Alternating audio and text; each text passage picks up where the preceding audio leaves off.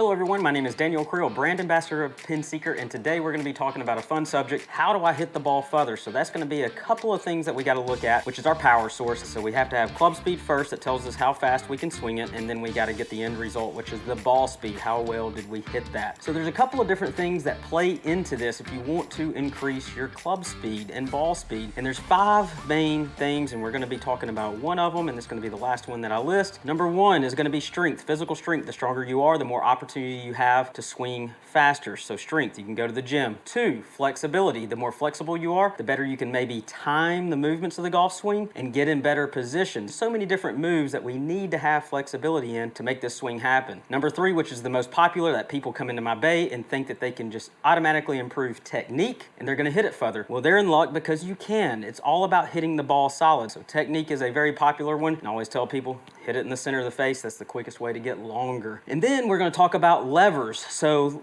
levers, what I mean by that is your arms. I have short levers, so this one's pretty much out of the question for me, but the longer your levers are, the more opportunity you have to swing faster. And the last one, which is the one that we're gonna be talking about in this video, is the coordination of your neuromuscular movements. So neuromuscular coordination, which is really cool. And when I talk about this is how and when you fire your muscles to create the 3 necessary moves in the downswing to get the most distance. So it's all about how much, which is going to be the magnitude, how long you're applying, which is going to be the threshold, and then also the timing, which is the most important one. And I'm going to give you a couple of examples and what to look for while we're using our Smart to Move dual force plates, give you a new perspective on things on how maybe you could get more club head speed. So let's just dive into that really quick.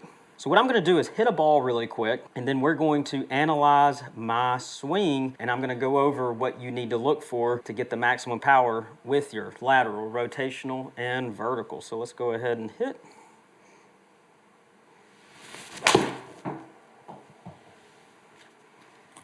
That was a good hit, so let me go ahead and get my iPad, and let's go over this together. All right, guys, so I've hit my shot. Now what we want to do is I want to show you a visual of what this looks like and actually quantify it for you. So maybe this will help you better understand how you can apply some of these movements to yourself. All right, so I'm going to first identify the black line as our lateral movement. Then we have yellow, which is rotational, and then vertical, which is in the orange. And the thing is, you notice that they all peak out at different times. Peak here for lateral, here for rotational, and here for vertical, which is what we want. It's imperative that they happen in that order, and there is some separation between them. And it all starts with the lateral movement. If you don't apply the lateral movement at the key time, then usually your rotational and vertical are not going to be timed right and you're going to suffer. But if you can start out with the lateral and rotational in good spots, you stand a good chance of having a good vertical. All right, so let's look at the black line, and it peaks out right here at 25, and you can see that represented by the FY here. And I want you to look at my 3D map up here in this top right side. See how the arrows are slanting towards my front foot and my club is still going back. That means I'm applying pressure to my lead foot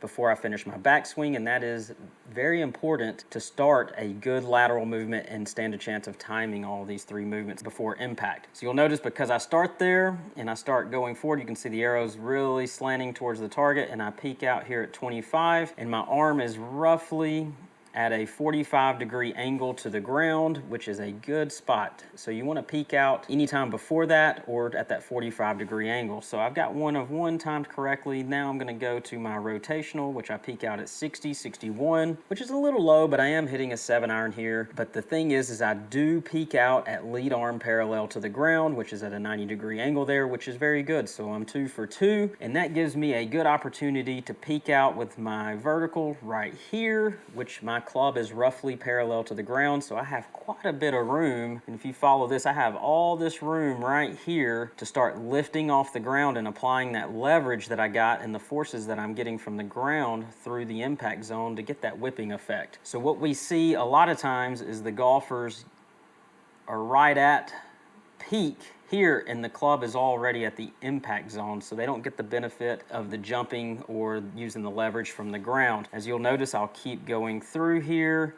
I make impact right here, so I'm actually on the downward slide of my vertical, which means that I'm lifting off the ground, and I'm able to apply all that force that the ground gave me through the golf club to the ball. This allows me to get the most club speed that I can possibly generate, at least through using these muscles and the neurological signals from the brain, so neuromuscular coordination through the ball. And this is really good to see. So this is kind of what we're looking for to maximize club head speed using these three movements, which is lateral, rotational, and vertical. So what I'm gonna do is pack this up, and I'm gonna demonstrate to you, if you don't have a system or access to this, things to look for in your own swing to kind of help you identify if you have one of these problems and then also improve these problems. All right, guys, now that you have a better idea of what we're looking at and how it's supposed to work, now I'm gonna help you apply this at home without the technology that we were using here. All you need is a smartphone and a slow motion camera, all right? So what I want you to do is grab that camera, place it face on so that you can see yourself, and make sure it's in slow motion. You're gonna hit a golf ball. So as you get to the impact zone, what I want you to look at is if your impact and this lead leg is still bent significantly, and then we go a couple of frames after impact, if it stays bent, that means you really never get the vertical, so you don't really know how to straighten up and push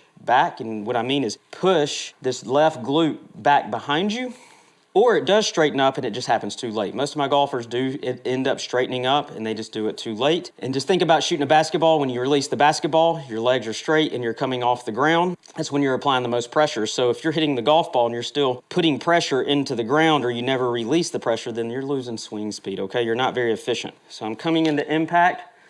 By the time we're here, this leg should already be on its way up. So at impact, I'm either elevating off the ground or my foot is moving out or away, okay? And that means I'm applying the pressure correctly. We just don't want that leg like this and then straightening up, okay? That's too late. We need to start our sequencing early. So if you're late on the vertical or never get the vertical, that means your lateral and rotational are happening too late as well, so we can assume that you have the problem. So now we go back to the front end of this and we start applying the lateral first. So how we start applying the lateral first is we got force pedal. You can just buy these online. I also use tennis balls for a lot of my students, and basically I cut slits in them. And I'm just gonna start with the tennis ball here. And I actually want you to start without a club. For some reason, we do things weird when we apply the club and we focus on other things. So I want you to put your hand behind this, and this is gonna ensure that you get a good rotation. And I want you to move your weight, and everything's gonna shift back to your trail side like normal. And then I want you to start learning how to apply pressure before you start your downswing. You notice I'm more of a de-weighting than moving my center of mass. You don't want to move your center of mass in your upper body. The de-weight phase is something that's not talked about a lot. You got to have a de-weight phase. That means you're pushing down into the ground. You weigh lighter than you really are. And what's going to happen is the earth is way bigger than you, and it's going to push you back, okay? And that's going to make you way more powerful. So once you get that down, you're going to apply the club. So take it up top. See how I'm pushing into that. And this gives you just enough feedback so there's a tennis ball to feel you want to be pushing that pedal into the ground, okay? There, we're not doing this. This is not correct. Push into the ground and then come up through. Also, Y Golf has a really cool tool. It's a pressure plate. And this gives you a good visual, and you can actually partner it with a force pedal or a tennis ball. And I want to make sure we know the application of this. We put it under the ball of your foot, not on your toes, not behind the ball of your foot. So we want it under the balls of your lead foot.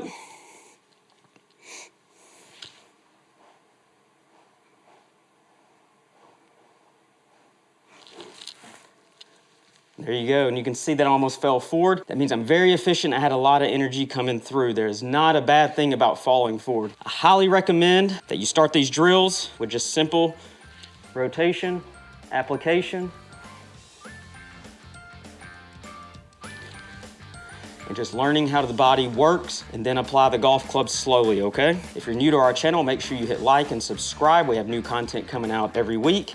And if you want to learn more about PinSeeker, make sure you go to pinseekergame.com. And until next time, folks, happy pin seeking.